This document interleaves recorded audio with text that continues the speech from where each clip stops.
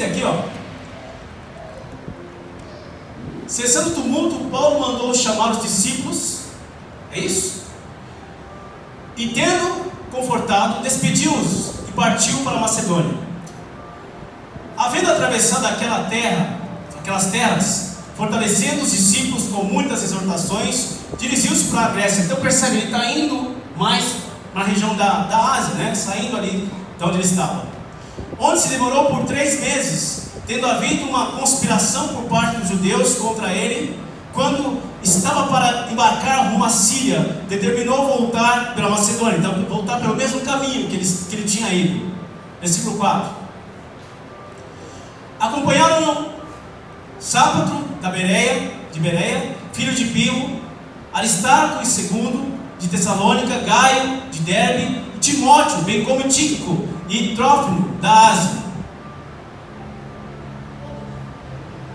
Eles nos precederam, esperando-nos em Troas. Só uma observação aqui. Então, Paulo, ele está voltando pelo caminho da Macedônia, amém? E num certo momento aqui, ele despede os apóstolos para que eles encontrem ele numa cidade em Mileto, que nós vamos ver aqui mais adiante, amém? Versículo 6.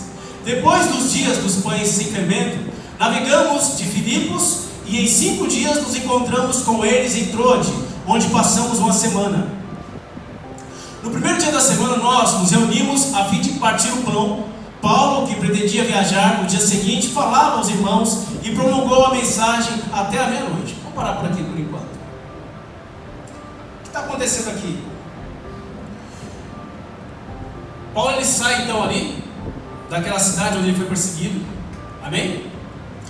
Ele sai de Éfeso, partindo sentido a Ásia, passando pela Macedônia.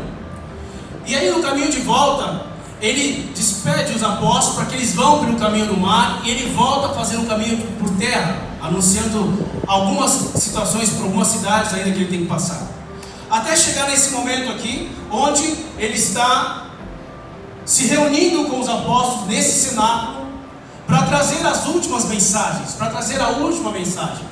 Paulo tem no coração, e ele entende que vai ser difícil agora ele voltar para aquelas terras por onde ele está passando. E no coração dele, ele quer voltar então para Jerusalém, porque de Jerusalém ele vai ser transferido para Roma, amém? E aí começa então, a partir do versículo 7, versículo 8 ali, Paulo começa a trazer uma mensagem de despedida, basicamente uma mensagem de despedida. Vamos continuar. Versículo 8, né? Havia muitas lâmpadas no cenáculo onde estávamos reunidos. Um jovem chamado Eutico, que estava sentado numa janela, adormecendo profundamente durante a prolongada mensagem de Paulo, vencido pelo sono, caiu do 3º andar abaixo. Quando o levantaram, ele estava morto.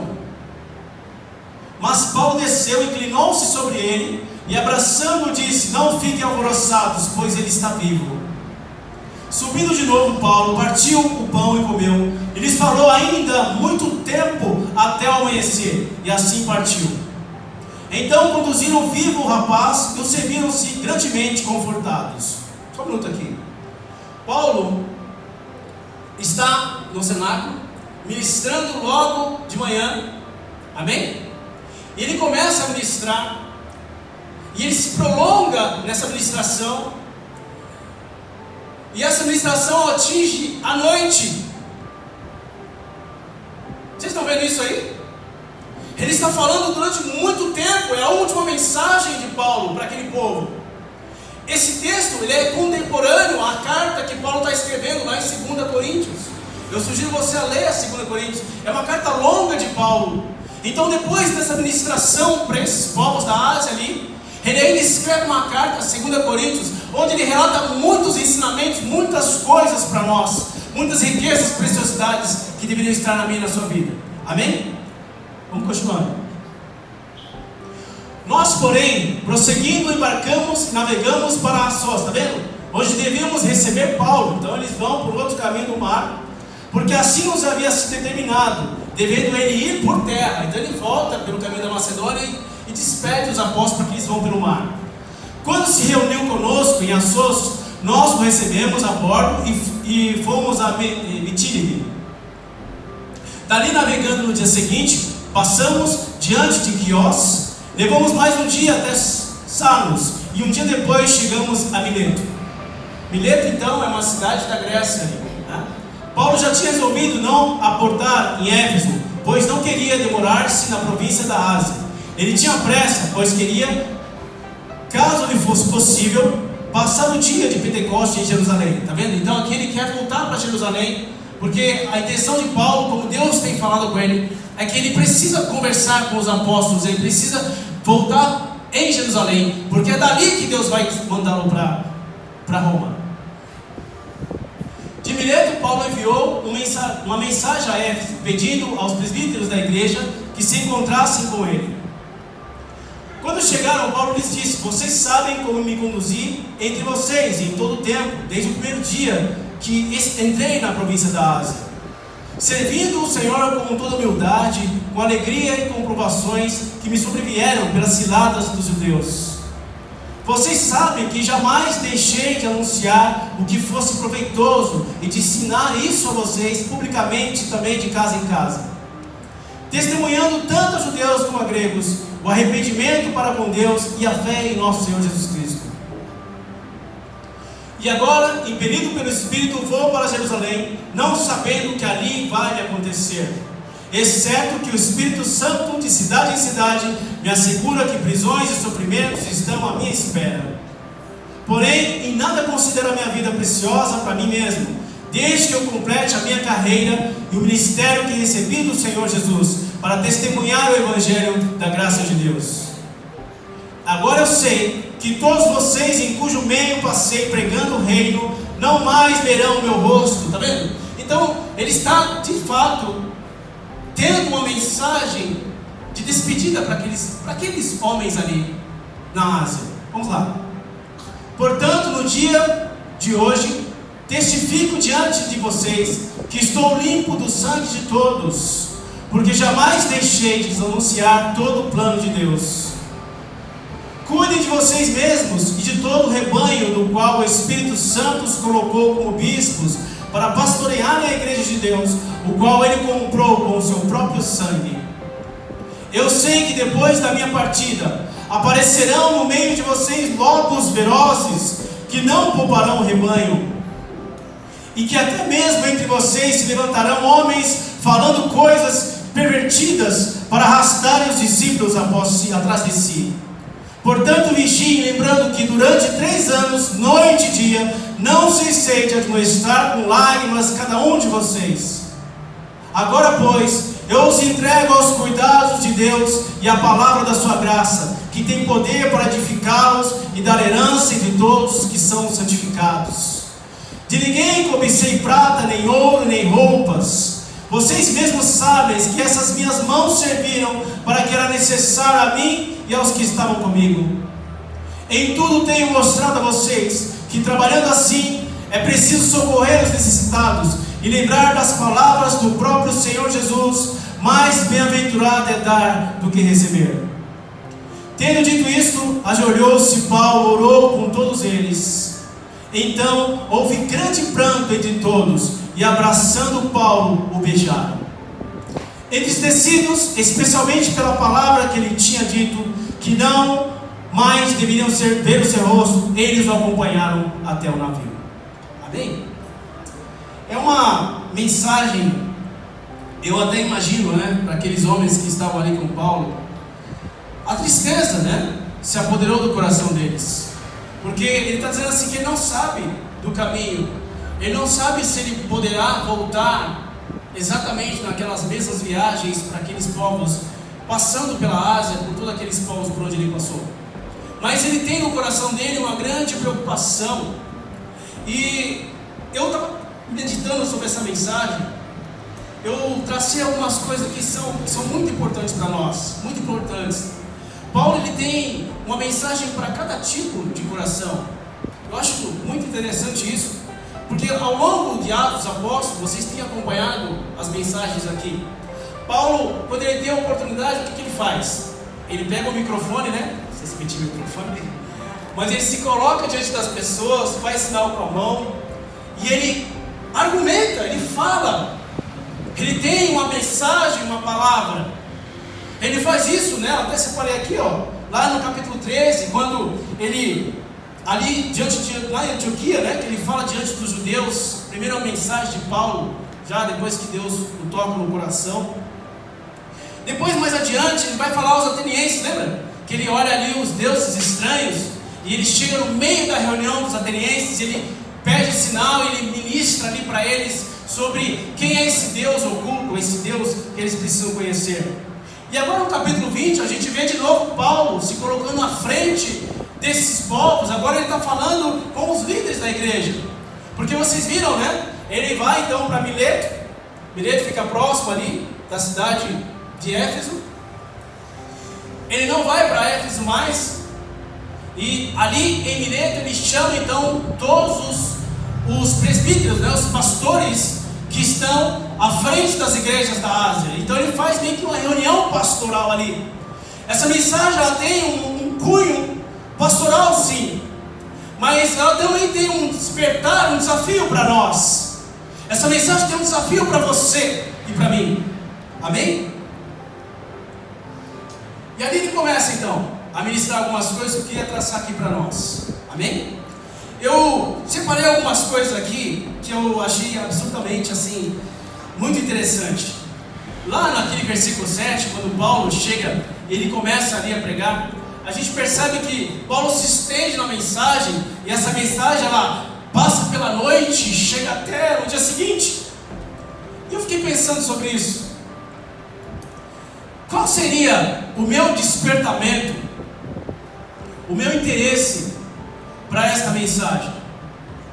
Eu vou começar essa mensagem de trás para frente nessa noite. Eu queria fazer umas perguntas para vocês. Eu queria que você pudesse fechar seus olhos agora. É ao contrário essa mensagem, mas que você possa responder com toda a sinceridade do seu coração, que você possa olhar para dentro de você. Como está o seu interesse pela palavra e pelas coisas de Deus? Como é que está o nível do seu interesse? Responda isso dentro do seu coração. Qual o tempo que você tem separado para Deus? Qual o tempo precioso onde você ora, você fala com Deus?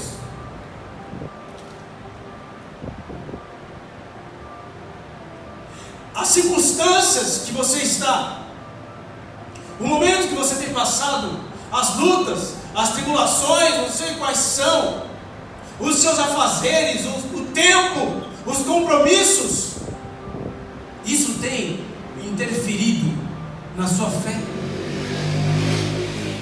Responda isso no seu coração. Por causa disso, ao longo da vida cristã, você tem sido uma pessoa que tem experimentado glórias, vitórias? Ou você tem sido uma pessoa que olha para dentro de você e você vê mais frustração? Deus está falando com você. Você olha para dentro da sua vida cristã, o que você enxerga? Alegria de um dever cumprido? Ou uma frustração por talvez não vencer, não continuar?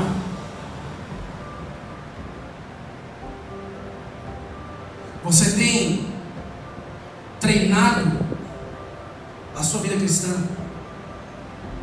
Você tem treinado os seus ouvidos para aquilo que Deus quer de você?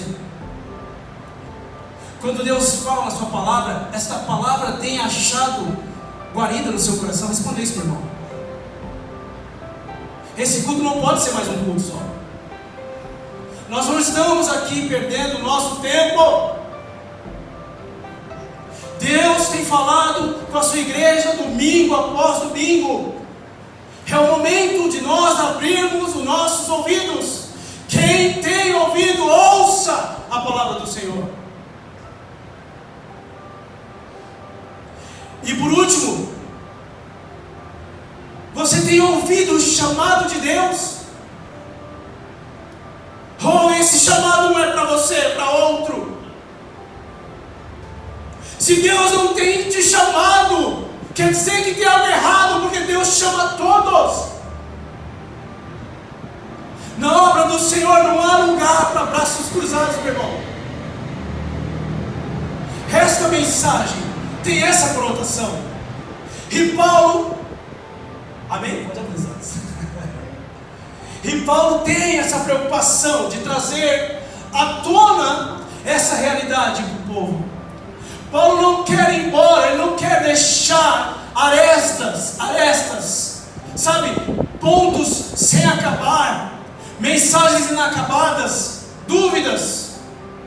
A minha intenção e a nossa intenção aqui é que não haja nenhuma dúvida no seu coração, nem sobre a sua salvação e nem sobre o seu chamado. Você precisa entender que você foi comissionado por Deus, e ninguém pode tirar isso de dentro de você, nem você mesmo, nem as suas dúvidas. Aquele que vem a mim, o Senhor diz, de modo nenhum eu lançarei ele fora. Porque se você foi até o Senhor, você foi comprado e remido por um sangue que não tem preço. E Paulo está preocupado para que a igreja não perca todo o trabalho que foi feito ali naquela região. Aí eu acho interessante que ele vai escrever lá em Filipenses assim: eu não canso de dizer as mesmas coisas. Ele fala isso. Não me canso de escrever as mesmas coisas para vocês, para ver se entra na cabeça, porque isso é segurança vossa. Sabe o que acontece? Eu fico imaginando Paulo naquela pregação ali tão longa, e aquele jovem cai da janela. Aí tem muitos que falam assim: você está dormindo no culto. Eu já vi muito assim. Existe uma explicação aí. Eles usavam aquelas lamparinas, né? E aquelas lamparinas, não sei se você já teve aquelas lamparinas em casa. Quem já teve aquelas lamparinas? Quem é mais conversado que eu estou falando? Eu vou ter. Minha avó É? Eu não sou doido, mas eu lembro disso aí. Minha avó Querosene, né? E o negócio começa a cheirar. E ele estava no lugar mais alto, esse menino aqui na história. Mas esse não é o cerne dessa mensagem. O que eu quero que você se desperte é para que a palavra do Senhor, você possa olhar para dentro de você e você ver que de fato esta palavra habita ricamente. Deus espera isso, e Paulo também esperava isso.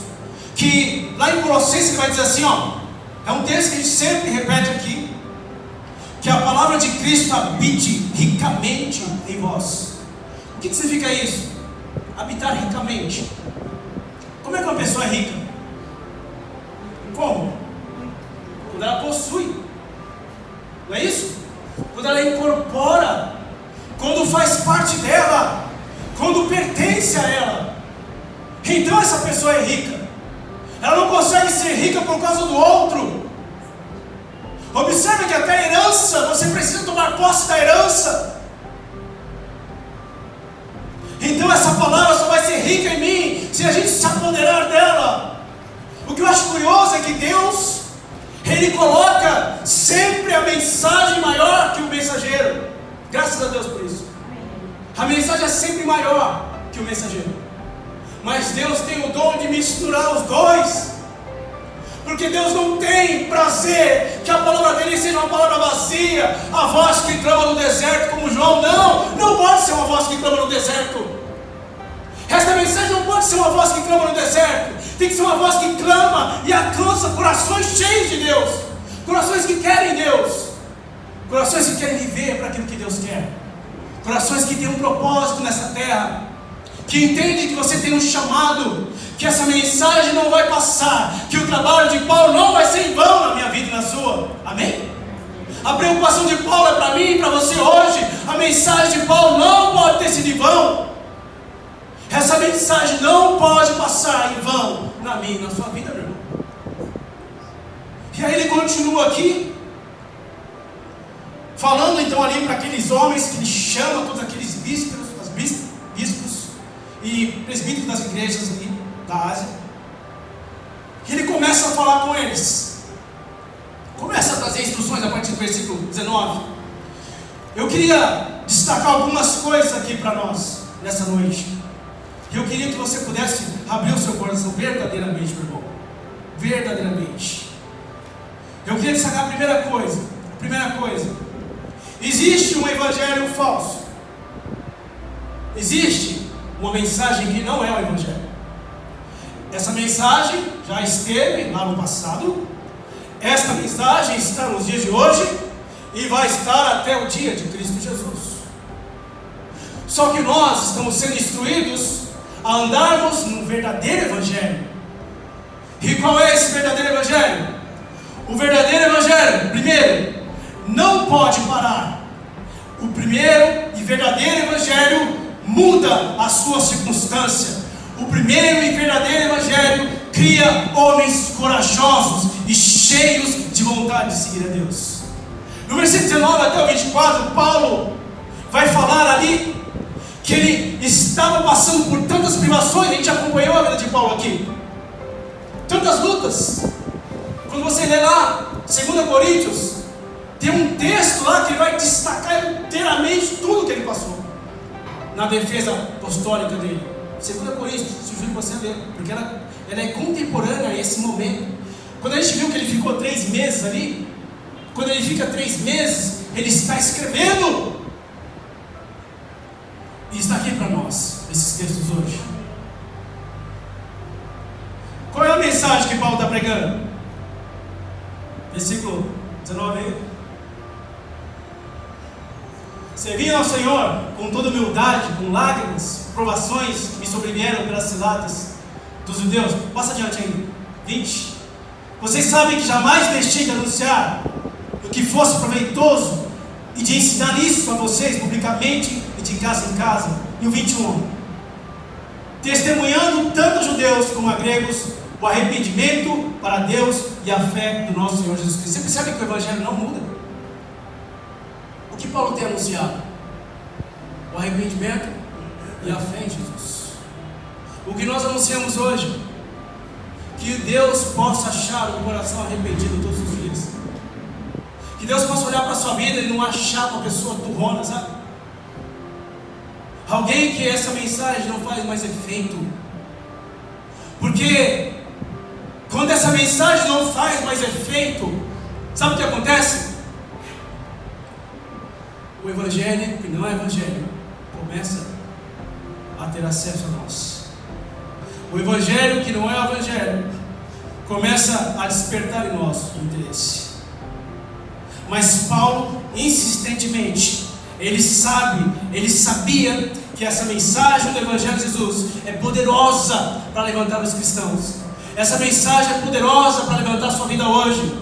Quando você estiver diante de uma situação que você não sabe o que fazer, olhe para dentro de você e procura isso. Senhor, há arrependimento dentro de mim. Senhor, como é que está a minha fé?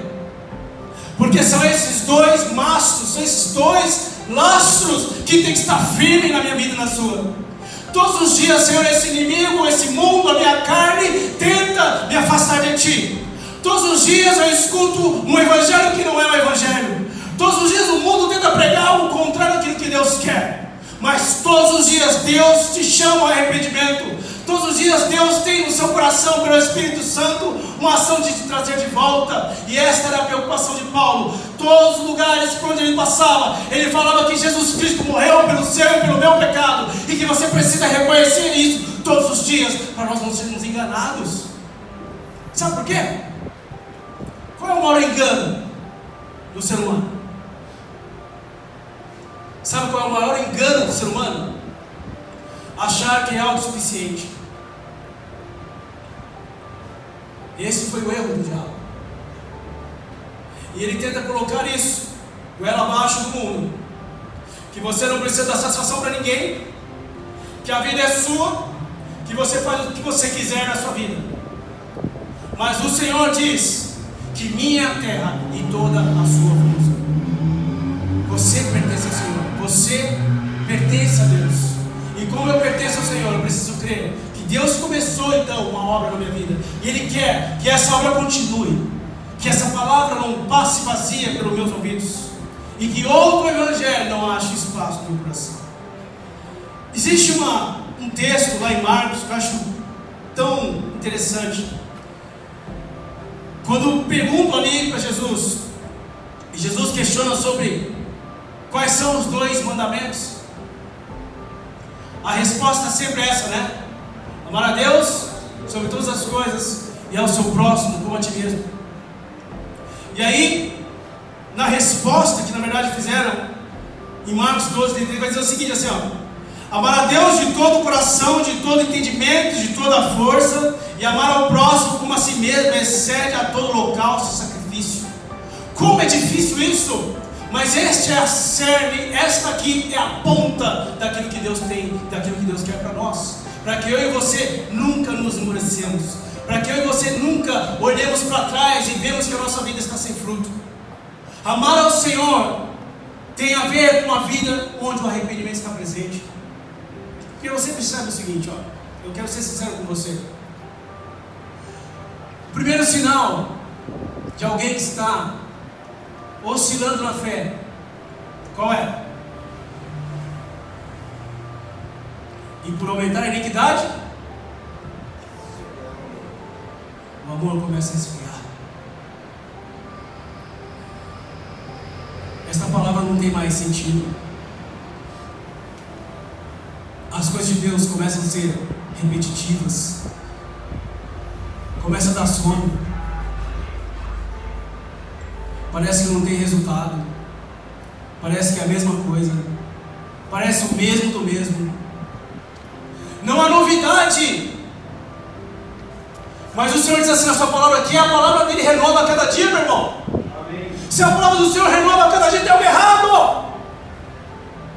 Se a palavra do Senhor é vida, e essa vida se renova a cada dia, então a cada dia eu tenho que olhar para a minha vida cristã e falar assim: eu estou mais perto de Deus, eu estou mais crente, eu estou mais forte, eu estou mais inteirado com Deus, eu estou mais arrependido, eu estou mais cheio de fé, e o amor está crescendo dentro de mim. Mas quando eu começo a dar vazão a outras coisas, eu esqueço que Deus que fez a obra. Sabe qual é o nosso problema? Deus, eu gosto disso, Deus te deu a capacidade de crer. Porque se fosse assim, nós seríamos pessoas que não precisariam do Senhor. Mas eu sei que é impossível ao homem tocar em Deus, é impossível ao homem se achegar a Deus, se Deus não der o primeiro passo, se Deus não fizer uma obra de arrependimento. Mas Deus fez isso comigo e com você. O Senhor, o teu Deus, circuncidará o teu coração e o coração da sua descendência, para que você ame ao Senhor teu Deus de todo o teu coração, de toda a tua alma e de todas as suas forças. Lá em Deuteronômio vai dizer isso. Deus fez algo dentro de nós para que a gente cresça. E Paulo está preocupado para que esse evangelho encontre pessoas que não desistam dele, que esse evangelho encontre pessoas que possam abraçar verdadeiramente aquilo que Deus quer para você. Amém? E ele continua falando, versículo 26. É curioso, né? Porque eu não quero dizer que isso é ruim. Amém? Presta atenção no que eu vou te falar aqui, presta atenção. O arrependimento de Deus, ele causa em nós um constrangimento. Amém? Por isso que as pessoas vêm, você chora, a gente chora. Porque Deus confronta o Espírito dele com o nosso. E a gente se sente tão pequenininho, e nessa hora a gente vê o tamanho do nosso Deus. Amém? Mas olha só o que Paulo fala no versículo 26. Portanto, no dia de hoje, testifico diante de vocês que estou limpo do sangue de todos. Então 27. Porque jamais deixei de vos anunciar todo o conselho, todo o plano de Deus. O segundo ponto é que o verdadeiro evangelho nos traz o sentimento de dever cumprido e não de frustração. Presta muita atenção nisso. O verdadeiro evangelho, ele traz dentro do seu coração, da sua consciência, um sentimento de dever cumprido, e não de remorso, e não de frustração. Amém? Observe que quando você não está fazendo aquilo que Deus quer, dentro de você há um remorso, há uma comichão, algo estranho, e você não vai ficar em paz. Porque se você ficar em paz, a pregação do pastor no domingo passado, o caminho do Senhor causa revolta, causa reboliço dentro de nós. Porque o Espírito Santo do Senhor, o Espírito Santo do Senhor, ele está em mim, está em você. E porque esse Espírito está em mim, ele geme, ele intercede, ele me toca, ele me constrange, para que eu possa entender que Deus tem algo que é o melhor para mim e para você. Então a gente se sente uma pessoa menor, pequena, e Deus coloca no seu coração assim: você precisa fazer mais para mim, por mim. Você precisa se lançar mais. Cadê? Tem um louvor que diz, né?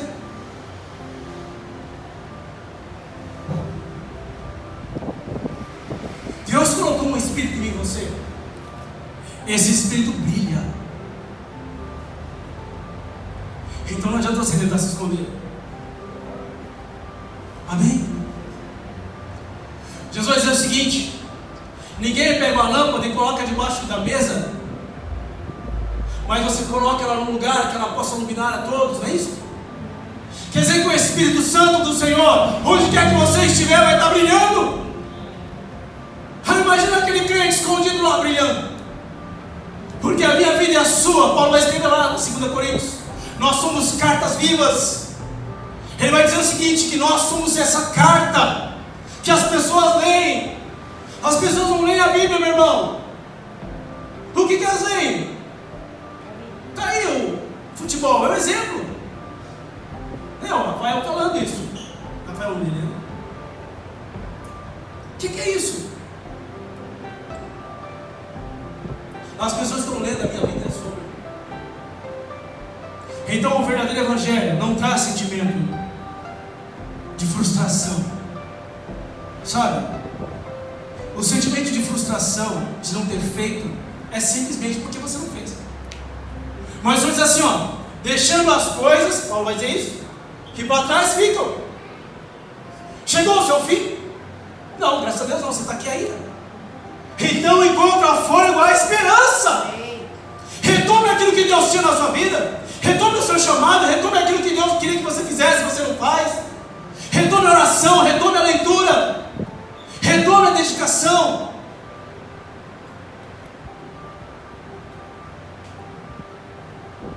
Sabe qual é o nosso maior problema, meu irmão? É querer convencer as pessoas. O pastor abriu um culto aqui, não sabe por quê. Nosso maior problema é tentar convencer as pessoas sobre a sua opinião, o que você pensa.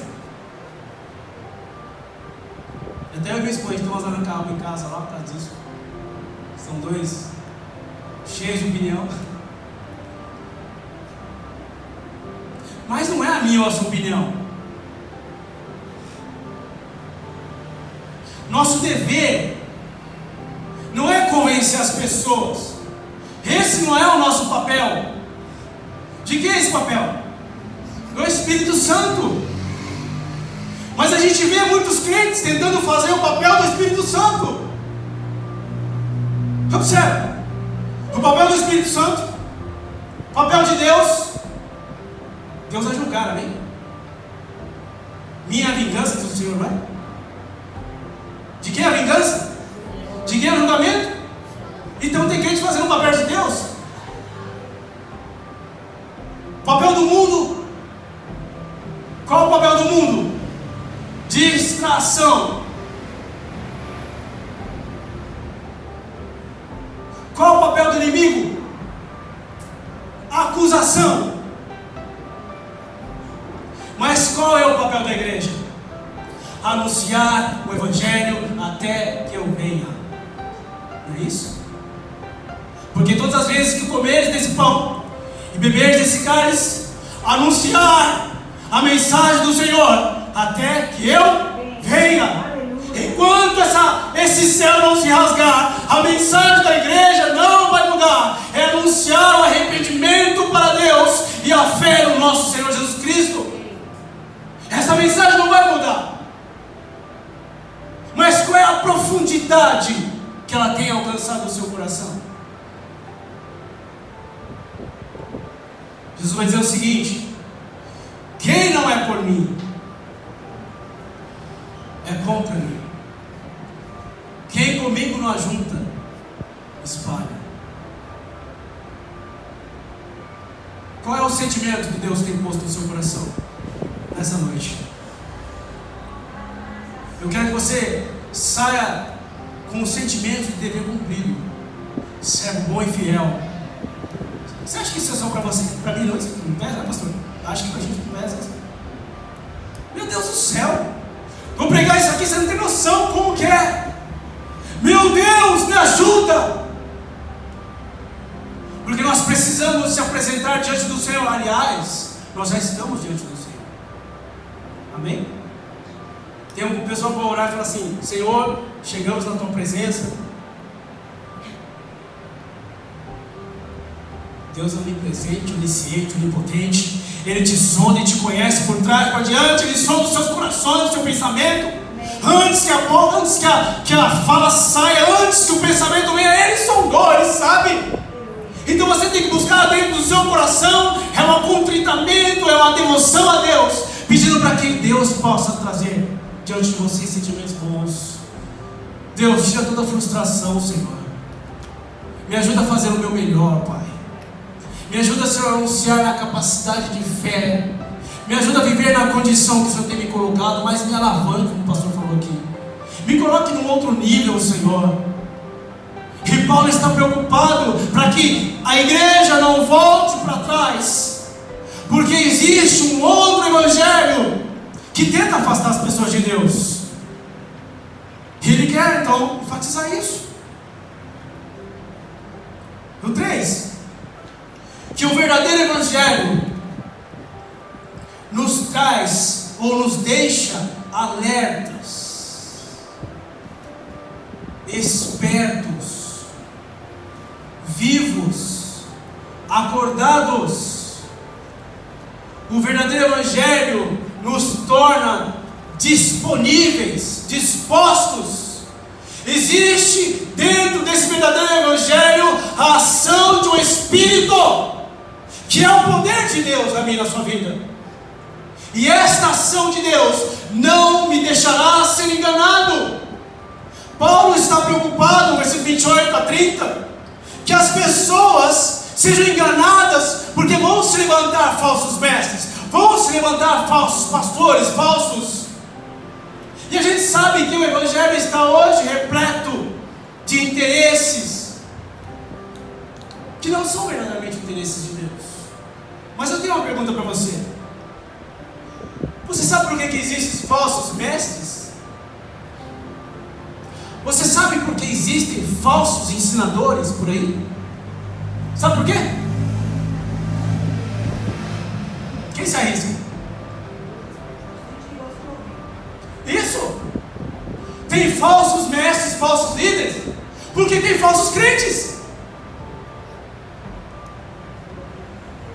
Falsa igreja.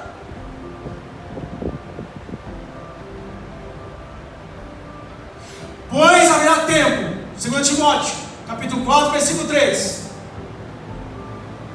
Pois haverá tempo em que não suportarão a sã doutrina. Pelo contrário, cercar-se-ão de mestres, segundo as suas próprias cobiças, como se sentindo coceira nos ouvidos. Olha, essa mensagem não está legal. Essa igreja está muito chata, pastor. Esse negócio de arrependimento, de pecado, de fé, esse negócio que eu preciso ler a Bíblia, só existe falsos mestres porque existem falsos crentes. E Paulo está preocupado com isso. Ele sabe que vão se levantar vários, já estão se levantando lá, naquele tempo. Quando ele escreve a segunda carta aos Coríntios, ele está falando exatamente disso. Que já no meio ali da igreja, começaram a surgir homens dizendo que Paulo não era apóstolo de verdade.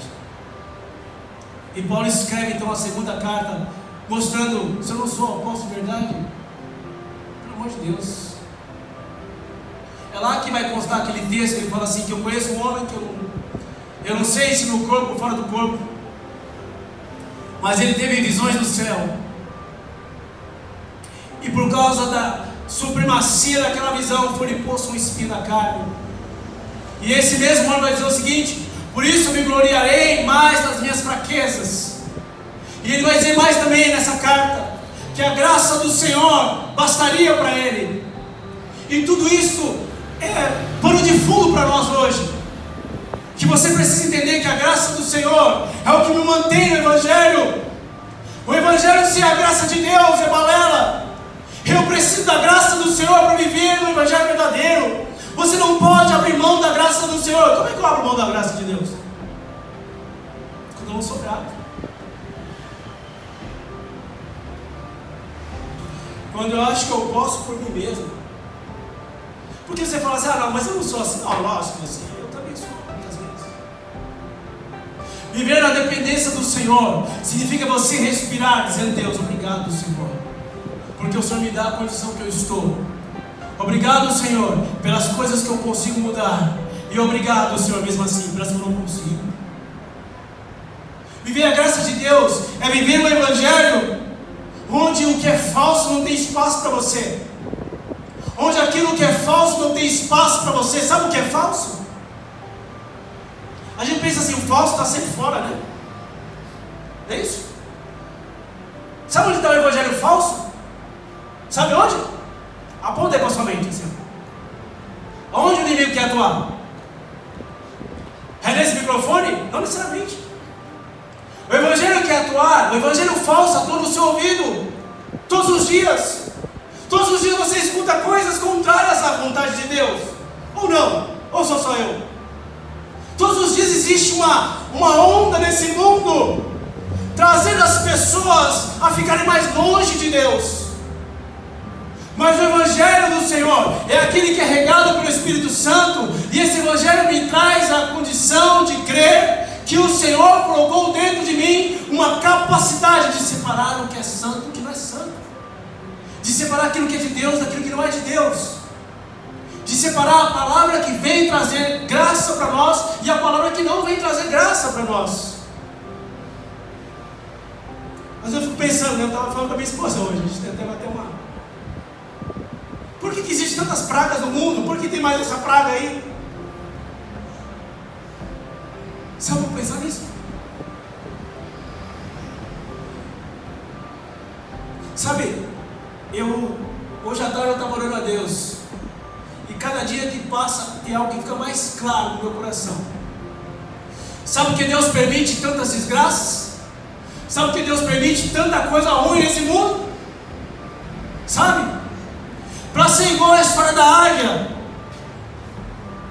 e o filhote no ninho. Já viu isso aí?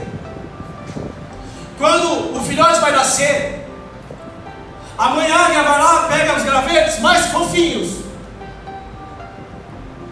e ela forra aquele ninho ali, todo fofinho. Quem já viu isso?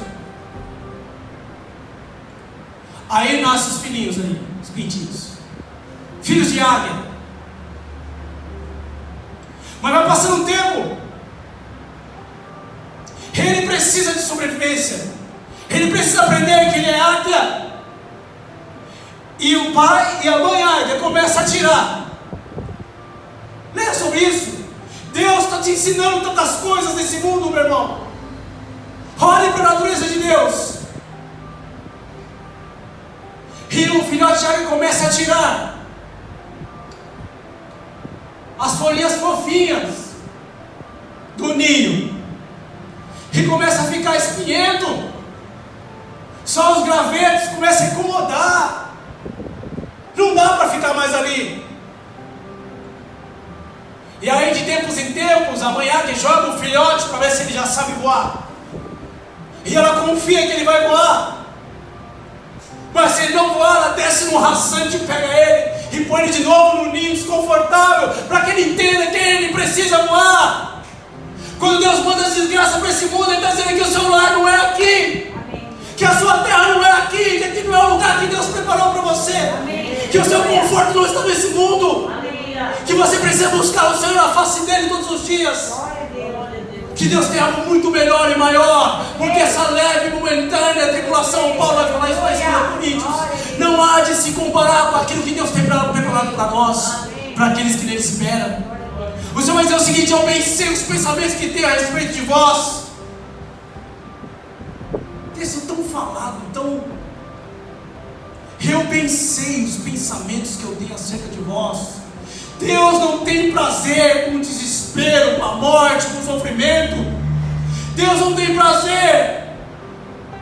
Deus sofre igualmente por essa praga que está aí no mundo, matando tantas pessoas, porque as pessoas esqueceram da higiene. Deus criou as leis de higiene lá em Deuteronômio, lá em Levítico, porque Deus não queria que o povo dele se contaminasse com essas coisas. E a gente sabe muito bem a origem desse mal que está aí. O homem sofre porque ele esqueceu do Senhor. Porque eu bem sei os pensamentos que tenho acerca de vós, diz o Senhor, pensamentos de paz e não de mal. Porque Deus quer que a gente alcance aquilo que Ele tem pensado e planejado para nós. E Paulo está tão preocupado aqui de que a partida dele não seja em vão, que quando ele for e ele não conseguir mais voltar para essas igrejas presencialmente, ele não ache outra pessoa assumir o lugar que não seja portador do Evangelho verdadeiro. Amém? E aqui, ó, por último, esse aqui eu fiquei pensando muito sobre esse texto, sobre esse tema. Do versículo 31 em diante, aí até o final, Paulo vai defender o ministério dele, dizendo que, nós já falamos aqui, né? Que ele trabalhou com as próprias mãos, que ele trabalhou por ele para os que estavam com ele, que ele não foi pesado. Paulo vai repetir isso várias vezes, que ele não foi pesado para a igreja. Mas existe no coração de Paulo uma vontade e uma oração para que a obra de Deus continue, para que hajam sucessores. E o quarto ponto dessa mensagem minha é isso: o verdadeiro evangelho. Presta atenção nisso aqui, meu irmão. O verdadeiro evangelho levanta sucessores, porque a mensagem não para. Nós somos passageiros dessa mensagem, não. Essa mensagem não vai passar, não. Passarão céus e terra, boas obras nem sei se vai existir, mas a mensagem do Senhor, ela transcende, ela atravessa, ela passa, ela alcança corações, ela levanta chamados, ela ressuscita aquele que não tem, aquele que não é, aquele que ninguém achava que era. Deus levantará sucessores sim para a obra dele, e Paulo sabe disso, e ele entrega então a igreja, diz: eu sei que Deus vai continuar isso. Por isso que ele chama aqueles apóstolos, aqueles pastores ali, porque ele está entregando um cajado, mas não é algo que assim eu estou lavando as mãos como Pilatos. Não, eu estou totalmente envolvido com isso, preocupado com isso. E é isso que eu pergunto para mim e para você. Você tem passado adiante?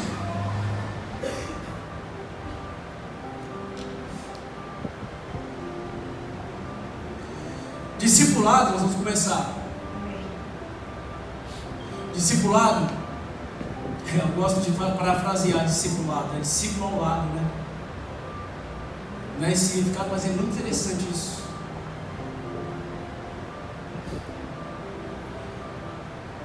Quem está vindo depois de você? Quem você está levantando? Como os seus filhos estão recebendo essa mensagem? Porque a gente sabe, né? A oração do crente é: volta, Senhor Jesus, não é isso? Maranata, ora vem, Senhor Jesus. E se Jesus não voltar daqui a 5 anos?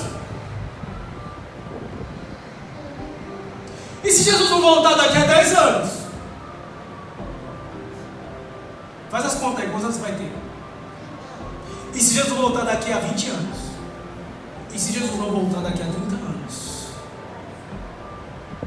O evangelho vai acabar? A mensagem vai parar? A igreja vai fechar? Deus quer que esse evangelho continue. Precisa ter um sucessor. Precisa ter alguém que continue essa obra. E essa obra começa primeiro dentro de mim, para que através de mim Deus possa levantar outros, para que Deus possa através de mim levantar aqueles que vão levantar o mesmo cajado. É igual uma corrida, sabe? De bastão, sabe? Não é uma corrida individual. É uma corrida de bastão, sabe? Que um depende do outro. Eu ganho lá na frente se a equipe chegar. Deus quer que você possa entender isso nessa noite. Que Deus tenha uma obra na minha e na sua vida. Que Deus tenha uma preocupação que essa igreja, assim como Paulo aqui entregando o bastão, ele tem uma preocupação que essa mensagem não morra. Deus, através da vida de Paulo, tem uma preocupação de que esse falso evangelho não venha estragar o trabalho que foi feito. A nossa oração é que Deus não permita que outra coisa desvie o seu coração e a sua mente. Que as frustrações, que as perseguições, que tudo aquilo que tenta roubar a mensagem não ache espaço no seu coração.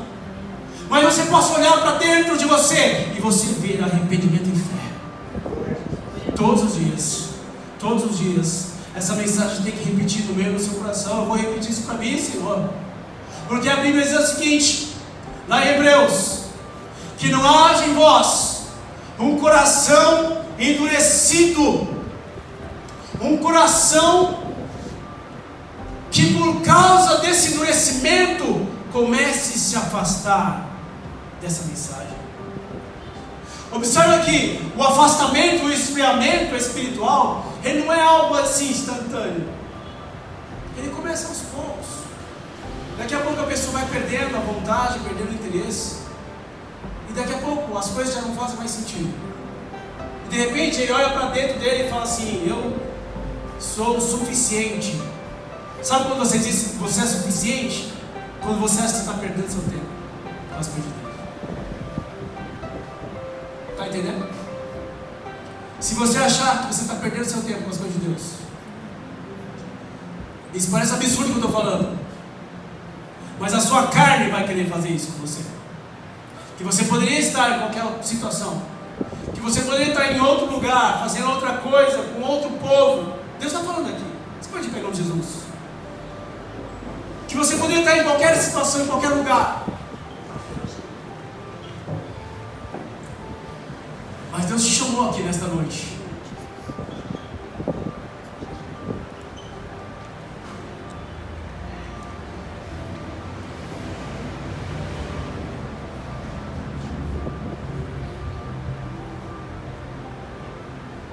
Deus quer que você seja um crente mais compromissado, meu irmão. Porque a obra não pode parar. O cajado precisa passar. Amém? Deus tem falado com você e comigo. Esta mensagem não pode morrer em mim e em você. Por quê? Porque alguém que conheceu Jesus, alguém que alcançou Jesus, foi por quê? Foi porque alguém falou Jesus, não é isso? Ou foi um anjo que se revelou a ele? Quem foi evangelizado por um anjo? Levanta a mão. Ninguém. Quem falou Jesus para você? Não foi um outro comedor de feijão? Não é? O evangelho é nosso. Eu preciso passar adiante isso.